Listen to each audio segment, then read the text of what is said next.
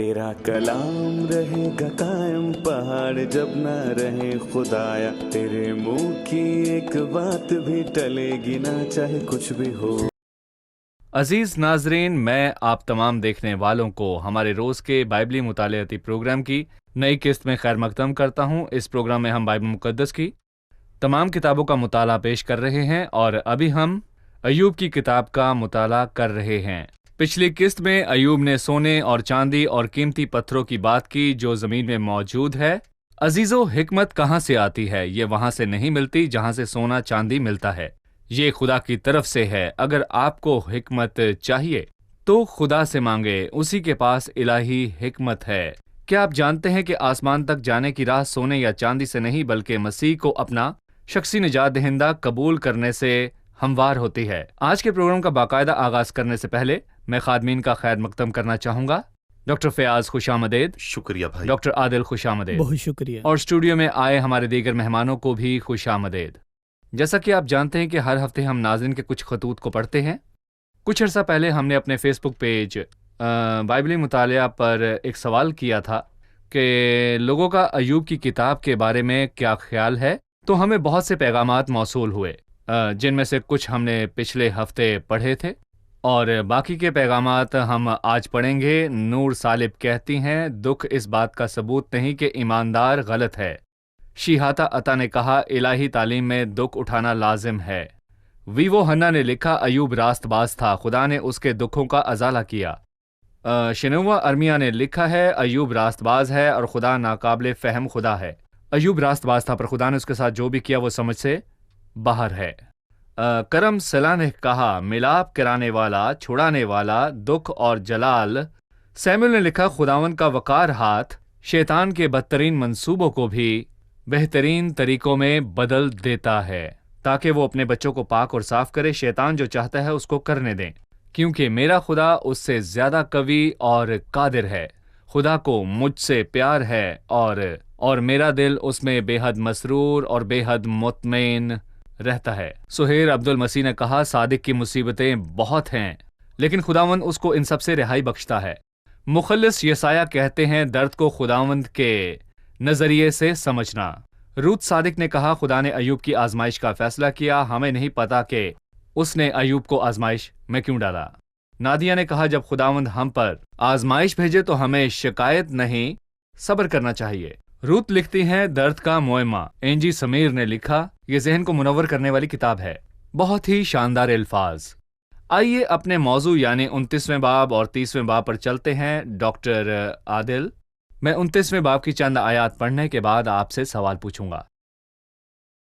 اور ایوب پھر اپنی مثل لا کر کہنے لگا، کاش میں ایسا ہوتا جیسا گزشتہ مہینوں میں، جیسا ان دنوں میں جب خدا میری حفاظت کرتا تھا، جب اس کا چراغ میرے سر پر روشن رہتا تھا اور میں اندھیرے میں اس کے نور کے ذریعے چلتا تھا، جیسا میں اپنی بروندی کے ایام میں تھا، جب خدا کی خوشنودی میرے ڈیرے پر تھی، جب قادر مطلق ہنوز میرے ساتھ تھا اور میرے بچے میرے ساتھ تھے، جب میرے قدم مکھن سے ڈھلتے تھے اور چٹان میرے لیے تیل کی ندیاں بہاتی تھی، جب شہر کے پھاٹک پر جاتا اور اپنے لیے چوک میں بیٹھک تیار کرتا تھا، تو جوان مجھے دیکھتے اور چھپ جاتے اور عمر رسیدہ لوگ اٹھ کھڑے ہوتے تھے، عمرہ بولنا بند کر دیتے اور اپنا ہاتھ اپنے منہ پر رکھ لیتے تھے، رئیسوں کی آواز تھم جاتی اور ان کی زبان تالو سے چپک جاتی تھی، کیونکہ کان جب میری سن لیتا تو مجھے مبارک کہتا تھا اور آنکھ جب مجھے دیکھ لیتی تو میری گواہی دیتی تھی۔ یہاں ایوب نے کس بارے میں بات کی اور کیا بیان کیا؟ ان آیات میں ایوب نے اپنے پرانے دنوں کا ذکر کیا جب وہ ان سب آزمائشوں میں نہیں پڑا تھا۔ ایوب نے 3 مرکزی خیالات کی بات کی تھی۔ پہلی تا 4 آیت جو ہم نے پڑھی، اس میں اس نے پرانے ایام کی بات کی جب خداوند اس پر مہربان تھا۔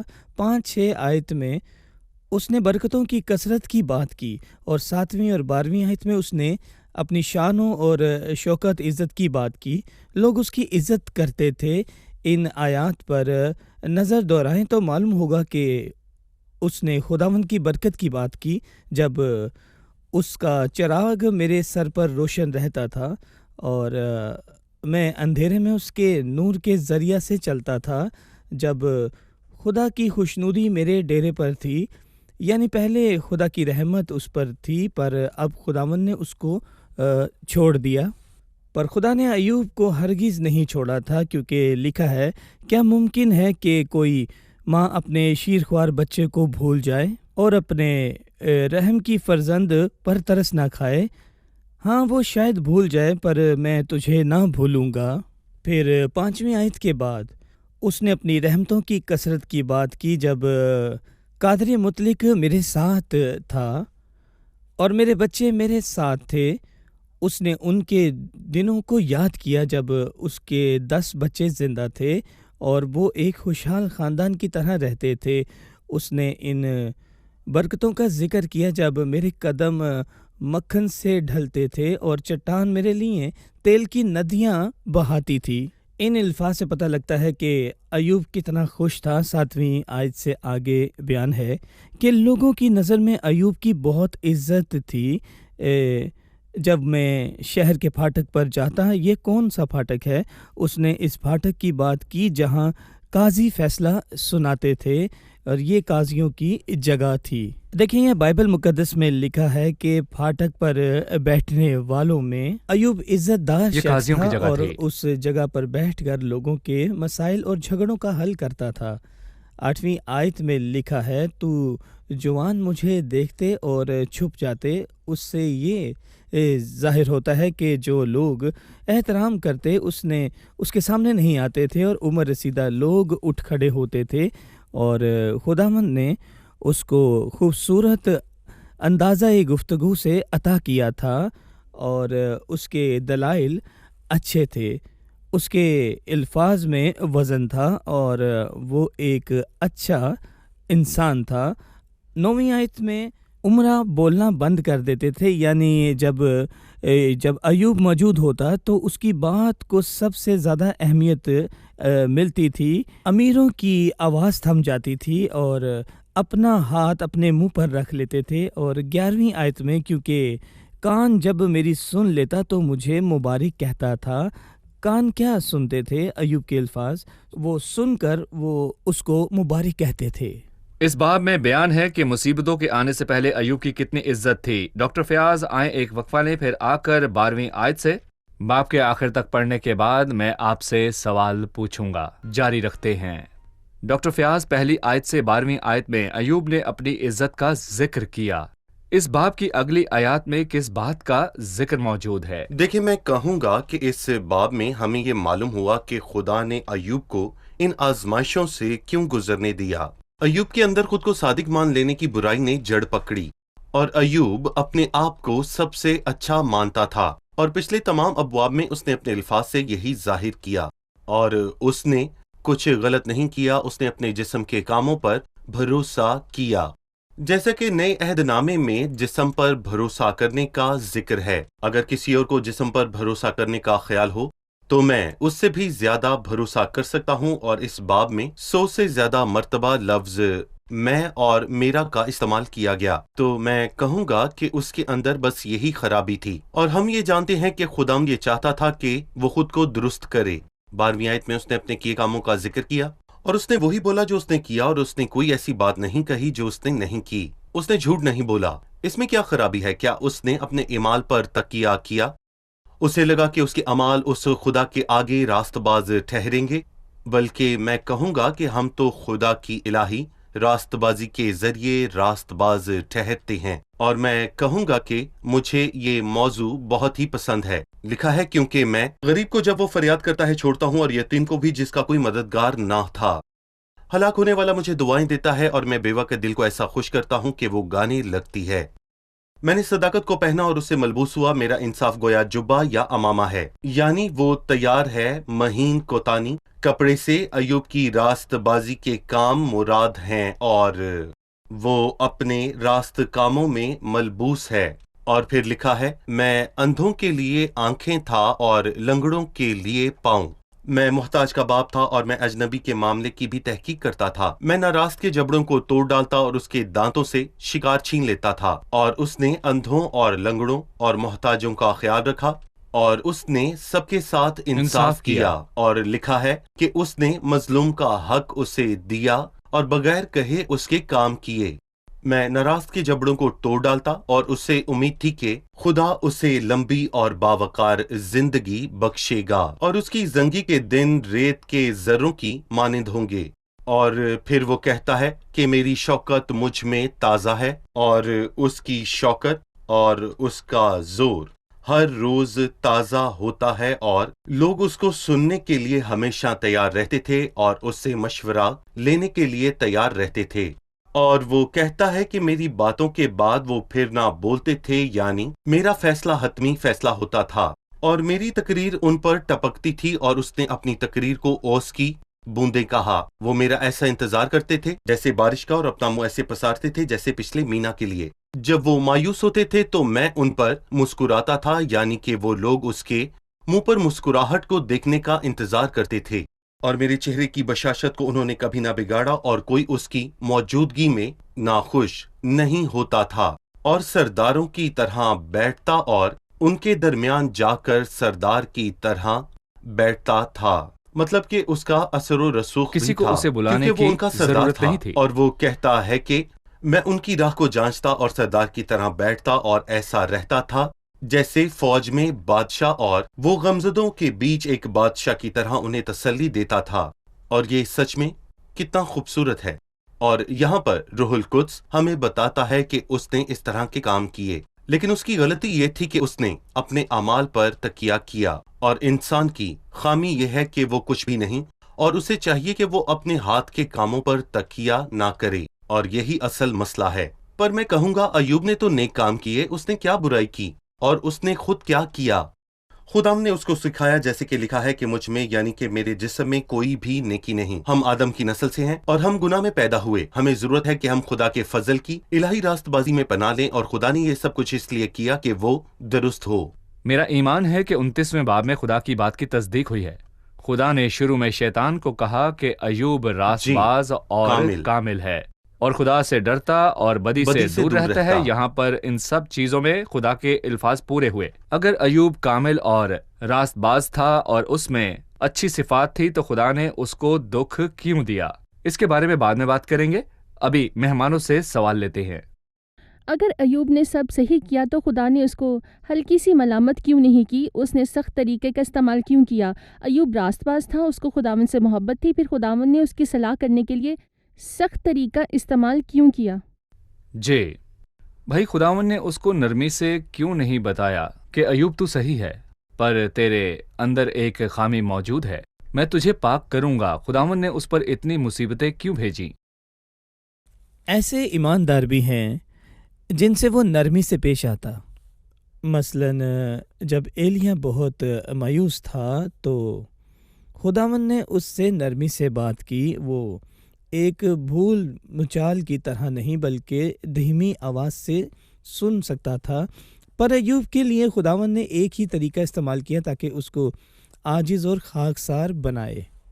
وہ ہر ایماندار سے فرق طریقے سے پیش آتا ہے کیونکہ وہ دانا ہے، اس سے معلوم ہے کہ ہر ایک کے ساتھ یوں پیش آتے ہیں۔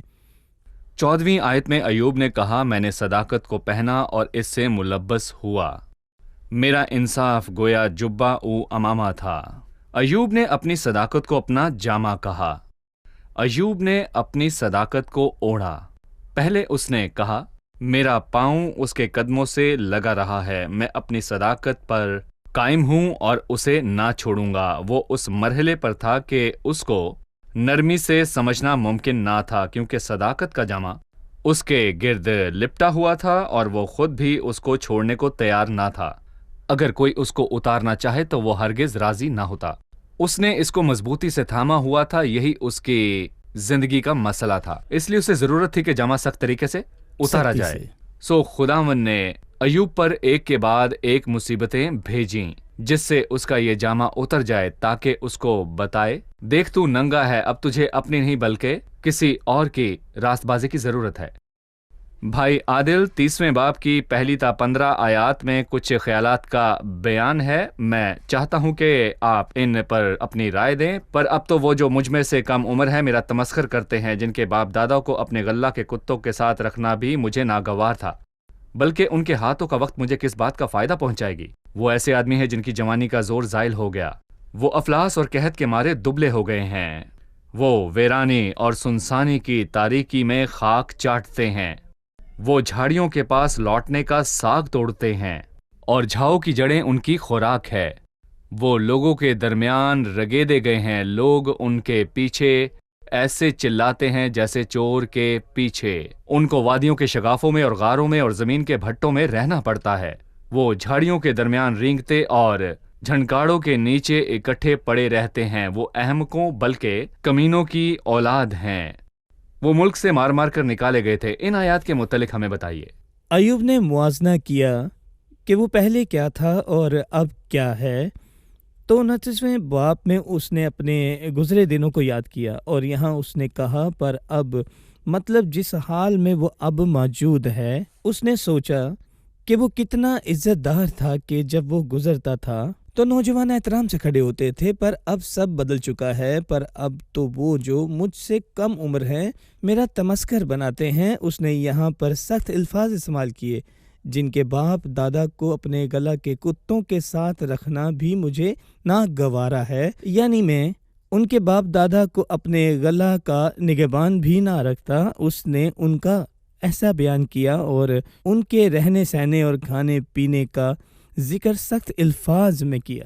9ویں آیت میں اس نے اپنے بارے میں کہا، اور اب میں ان کا گیت بناؤں گا، اور 10ویں آیت میں وہ جو مجھ سے گھن کھاتے وہ مجھ سے دور کھڑے ہوتے اور میرے منہ پر تھوکنے سے باز نہیں رہتے۔ ایوب کے ذہن پر اس کا بہت اثر ہوا، اس کی جان پست ہو گئی، اس کی ساری عزت بے عزتی میں بدل گئی۔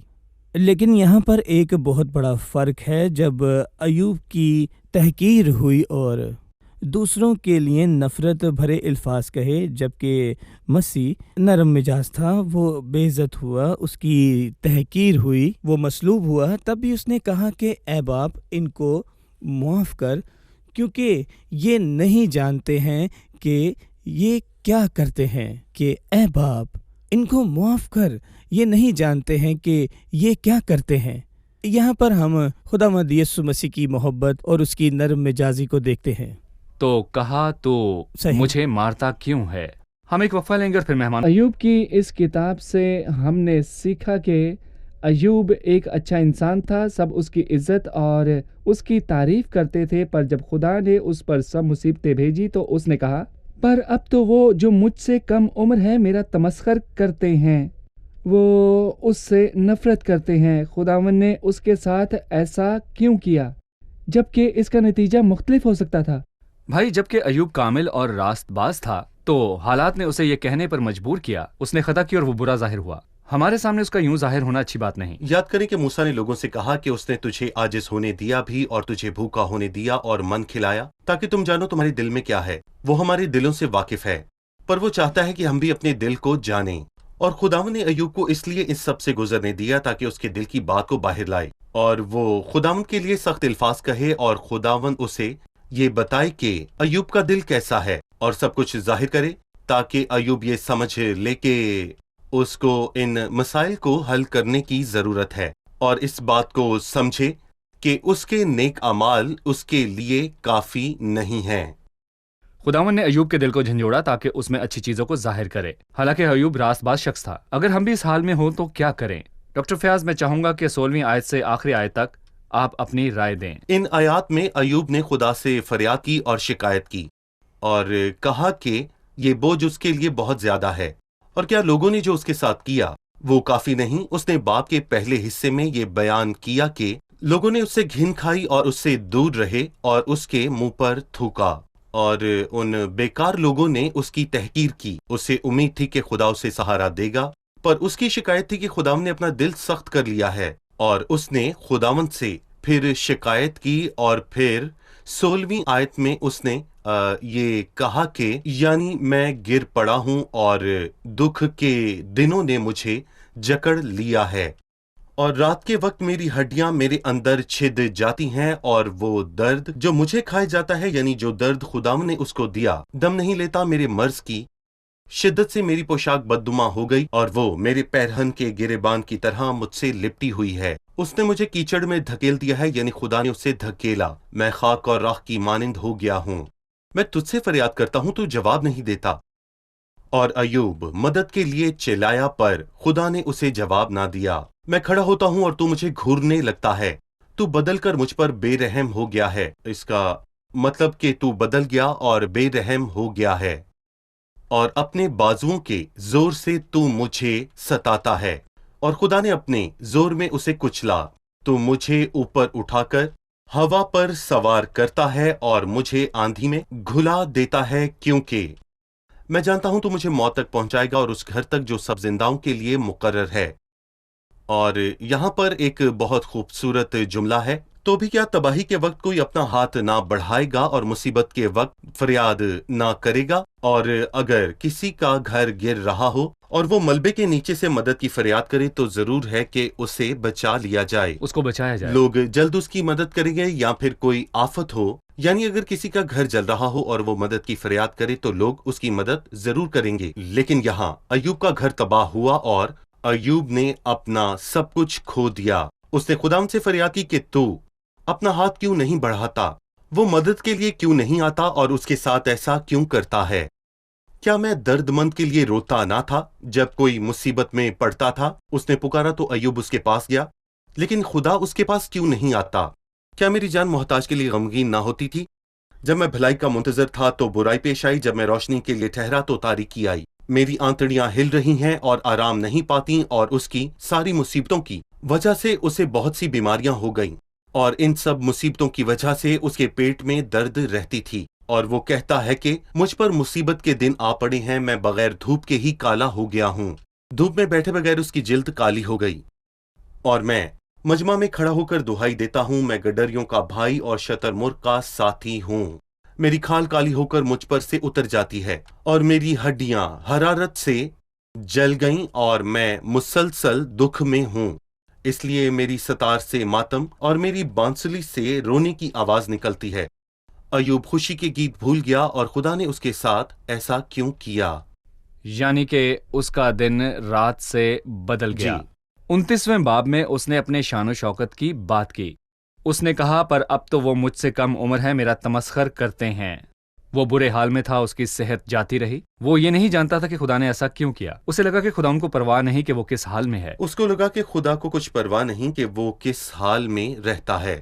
اور شاید یہ ان لوگوں کا سوال ہے جو دکھ میں ہیں۔ ہماری دعا ہے کہ خداوند ان سب کو حوصلہ بخشے تاکہ وہ سب اس سب کا مقصد جان سکیں۔ چلیے مہمانوں سے جانتے ہیں کہ آج انہوں نے کیا سیکھا۔ بائبل مقدس کے مطالعہ کرتے ہوئے میں ان لوگوں سے بہت متاثر ہوئی جنہوں نے بڑے بڑے کام کیے۔ میں خداوند کا شکر کرتی ہوں کہ اس نے ظاہر کیا کہ ان سورماؤں کے دل میں کیا تھا۔ اس معاملہ میں ہم سب ایک جیسے ہیں، اور ان سورماؤں کو بنانے والا خدا ہے۔ خدا ہی ان کی خامی یعنی بیماری کی تشخیص کر کے اس کا صحیح علاج کرتا ہے۔ جس نے ان کو سورما بنایا وہ ہمیں بھی ویسا ہی بنا سکتا ہے۔ صحیح۔ مجھے یہ بات پسند آئی کہ ان سب مصیبتوں میں ہونے کے باوجود اس نے یاد رکھا کہ خدا نے اس کو آج تک محفوظ رکھا ہے۔ خدا نے اس کا خیال رکھا اور اس کو اچھی زندگی دی۔ کبھی کبھی ہم بھی مشکل میں ہوتے ہیں، یہ ایوب کے دکھ کے مقابلے میں کچھ بھی نہیں، پر ہمیں ہمیشہ یاد رکھنا چاہیے کہ خداوند ہمارے ساتھ ہے۔ جی بھائی عاطف۔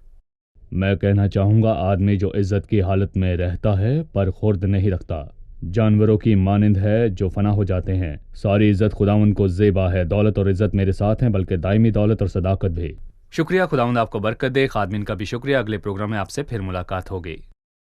واحد وہ ہے جو آپ کی آزمائش کا وقت بتا سکتا ہے، وہی آپ کے درد کا اندازہ کر سکتا ہے۔